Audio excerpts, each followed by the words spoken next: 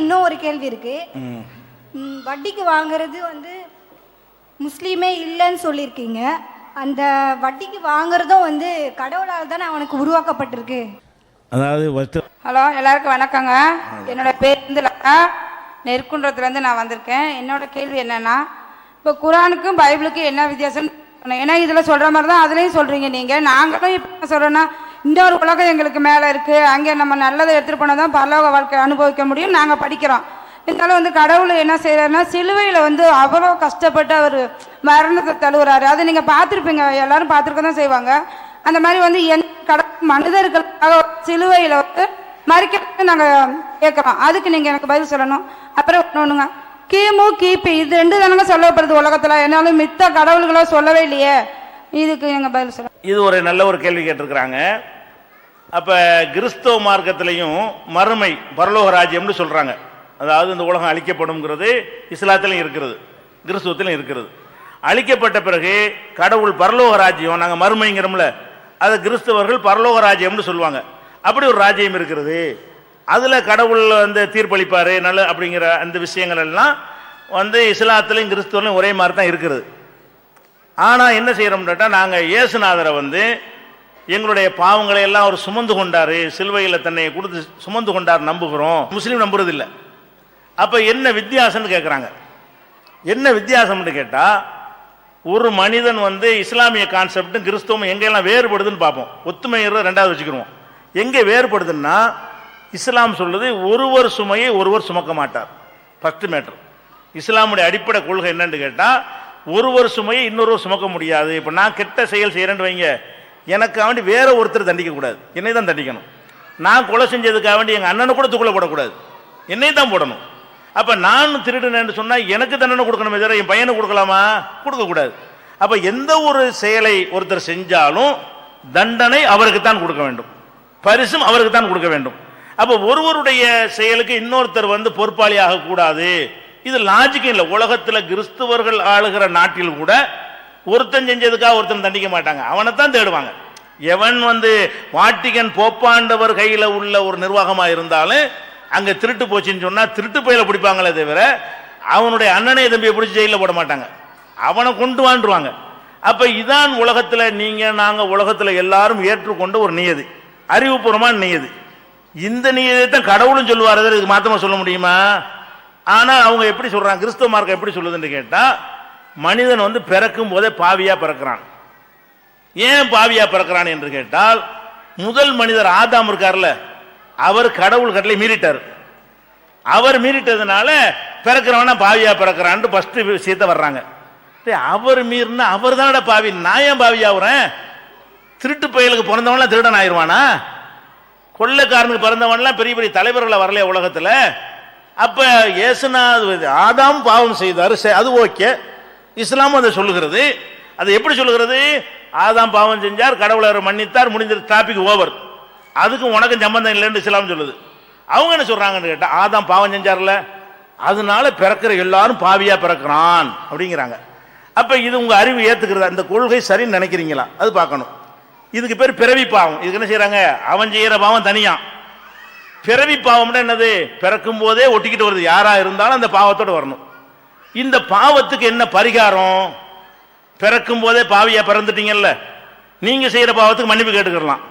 நீங்க பிறக்கும் போதே ஒட்டிக்கிட்டு பிறவி பாவம் இருக்கு, அதுக்கு என்ன பிராயச்சித்தம் என்னன்னு கேட்டா, ஒரு பெரிய பழி கொடுக்க வேண்டும். கடவுளுக்காக பெரிய பழி கொடுக்கணும். அந்த பழி கொடுத்தா தான் அந்த பாவம் அழியும். அந்த பழி கொடுக்கறதுக்கு ஒருத்தருக்கு முடியாத காரணத்தினால இயேசு என்ன செஞ்சாருன்னு கேட்டா, இதோ என்னை நான் பழி கொடுக்கிறேன், உங்களுக்கு வர்ற பிறவி பாவத்துக்காக வேண்டி என்னையே இதோ உயிரை நான் கொடுத்து விட்டேன் என்று அவர் பழி கொடுத்து விட்டார். அதை ஏற்றுக்கொண்டு அதை நம்பினால் அவர்களுக்கு பரலோக ராஜ்யத்தில் இடம் கிடைக்கும்.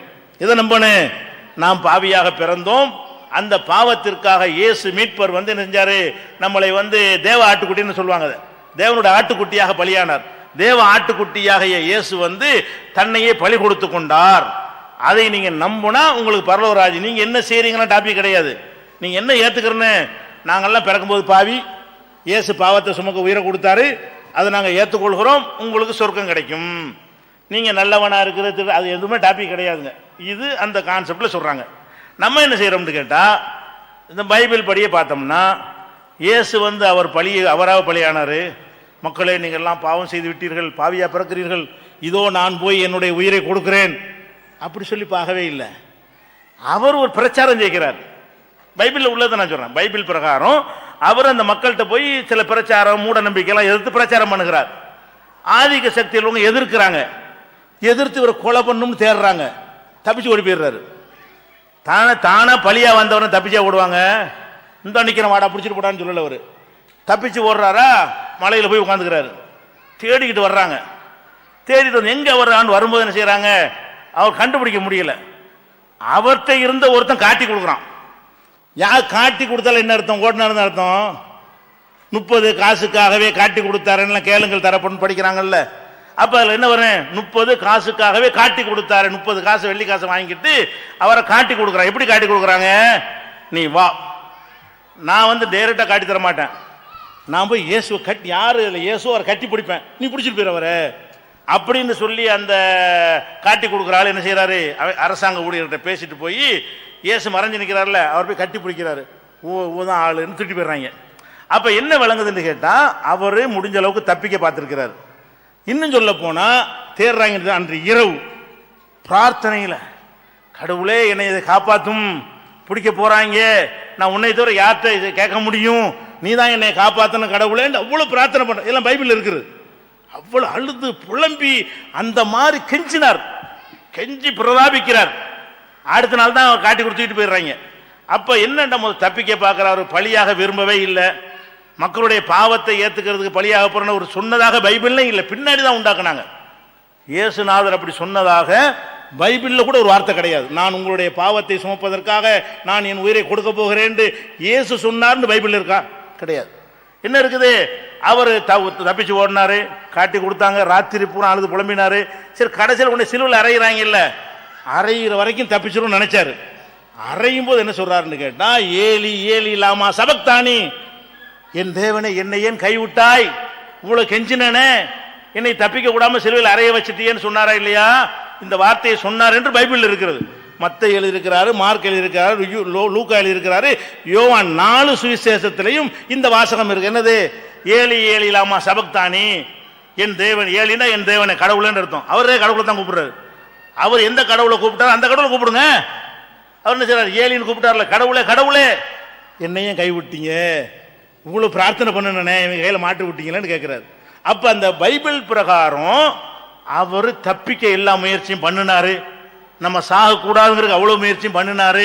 அதை மீறி மாட்டிக்கொண்டார்னு இருக்கும் பொழுது இதுதான் பலிண்டா இதா, நம்மளா போய் இருந்தாங்க என்னை எடுத்துக்கிறேங்கடா, அது பலியா இருக்கு, புடிச்சு போட்டாங்க. இதுக்கு போட்டது அவரும் சொல்லல, நான் அனைவருடைய பாவத்துக்காக பலியாக போறேன் அவரும் இயேசுநாதரும் சொல்லவில்லை. அப்ப இது என்ன பிரச்சனைன்னு கேட்டா, எல்லா சகோதரனும் வருத்தப்படக்கூடாது தகவலுக்காக நான் சொல்லிக் கொடுக்குறேன். இப்போ கிறிஸ்துவ மார்க்கம் இருக்கு இல்லையா, அது வந்து இயேசுநாதர் உருவாக்குனது கிடையாதுங்க. எல்லாரும் படித்த பாதிரியாரெல்லாம் கேட்டு பாருங்க. அது பின்னாடி பவுல்னு ஒருத்தர் வந்து உண்டாக்குனது. இயேசுக்கு பின்னாடி பவுல் அடிகள் ஒருத்தர் என்ன செய்யறாரு, இந்த கொள்கை உண்டாக்குனாரே தவிர இயேசு கொள்கை இது இல்லை. இயேசு இந்த ஒருத்தன் பாவத்தை ஒருத்தன் சுமக்குவான்றது இயேசு சொல்லலை. இயேசு சொன்னதெல்லாம் என்னன்னா, ஒரு கடவுளை வணங்குங்க. இன்னும் சொல்ல போனா, ஒரு அம்மா வர்றாங்க. ஒரு அம்மா வந்து என்ன செய்யறாங்க, இயேசுட்ட வந்து இந்த 2 பிள்ளைகள் இருக்கிறது, பரலோக ராஜ்யத்தில் இந்த பிள்ளை உங்க வலது பக்கத்தில் இருக்கிற மாதிரியும் இந்த பிள்ளை உங்க இடது பாரசத்தில் இருக்கிற மாதிரி நீங்க தான் செய்யணும்னு அந்த அம்மா கேட்குது. அப்ப இயேசு என்ன சொல்றாரு, என் சித்தப்படி அல்ல, என் பிதாவின் சித்தப்படி அவன் நடக்கிறான், அவன் தான் பரலோக ராஜ்யத்தை அடைவான், என் கையில் இது கிடையாதுட்டார். அவர் முகமது நபி சொன்னதை தான் சொன்னார். இயேசுநாதர் என்ன சொன்னாரு, எனக்கு எந்த பவரும் கிடையாது, இயேசுநாதராகிய நான் வந்து கடவுளை அனுப்பப்பட்டு இருக்கிறேன், என்னுடைய எஜமானுடைய கட்டளைப்படி நடக்க, அப்பதான் கிடைக்கும், என்னால ஒன்றும் பண்ண முடியாதுட்டார். இப்படி சொன்னதாகத்தான் இயேசுடைய அந்த பைபிளுடைய போதனைகள்லாம் இருக்கு. நீங்க எடுத்து நீங்க படித்து பாருங்கள். இயேசு சொன்னதாக நீங்க சொன்ன கொள்கை இயேசு சொன்னதா இருக்கான்னு நீங்க பாருங்க. நம்ம இயேசு சொன்ன ஏற்றுக்கொள்ளலாம். இயேசு எப்படி சொல்லல, அனைவருடைய பாவத்தை சுமப்பதற்கு நான் வந்திருக்கிறேன். இயேசு வந்தார் என்று பின்னாடி வந்தவர்கள் உண்டாக்கினார்கள். இயேசு அப்படி சொல்லவே இல்லை. இயேசு சொன்னதெல்லாம் ஒருவனை தான் உன் முழு இதயத்தோடும் முழு கவனத்தோடும் முழு ஈடுபாட்டோடும் அந்த ஒரு இறைவனையே நினைவு கூறுவாயாக, இப்படித்தான் இயேசு சொன்னார். பைபிள் இன்னைக்கு இருக்கிறது. நீங்கள் அதை அறிந்து கொள்வதாக இருந்தால் இயேசு இறை மகனாண்டு ஒரு புஸ்தகம் போட்டிருக்கிறோம், உங்களுக்கு தர்றோம், நீங்களே படிச்சு பாருங்க. எல்லாம் பைபிள் கோட்டு தான். நான் சொன்ன இது எல்லாத்துக்குமே பைபிள் ஆதாரங்களை காட்டி இயேசு தன்னால பலியானார் அப்படி இருக்குதா பைபிள்ல? ஏன் இல்லாத சொல்றீங்க? இயேசுடைய மார்க்கம் இஸ்லாம் தான். சொல்ல போனா இயேசு சொன்ன மார்க்கம் என்னன்னு கேட்டா ஒரு கடவுள் வணங்க சொன்னார். அதுக்கு தான் எதிரிகளை சம்பாதிச்சார், அதுக்கு தான் பல துன்பங்களுக்கு உள்ளானார். முகமது நபி அதைத்தான் செஞ்சார். அதனால இயேசுவை புகழ்ந்து குர்ஆனும் சொல்லுகிறது, ரொம்ப புகழ்ந்து சொல்லுகிறது இயேசுவை. அவர் ஒரு சீர்திருத்தவாதி, அவர் ஒரு தியாகி, அதனால மாற்றுக்கிறது கிடையாது. ஆனா கடவுளுடைய மகன் கிடையாது. இந்த மார்க்கத்தை அவர் உண்டாக்கவே இல்லை, இயேசுக்கு பின்னாடி உள்ளவர்கள் உண்டாக்கினார்கள். அதெல்லாம் ஆதாரத்தோடு நினைஞ்சிருக்கிறோம், சொல்லி இருக்கிறோம். இது சம்பந்தமாக கிறிஸ்துவ குருமார்கள் நடந்த விவாதங்கள்லாம் கூட இருக்கிறது, உங்களுக்கு தேவைப்பட்டு அது கூட தர்றோம். என் பேர்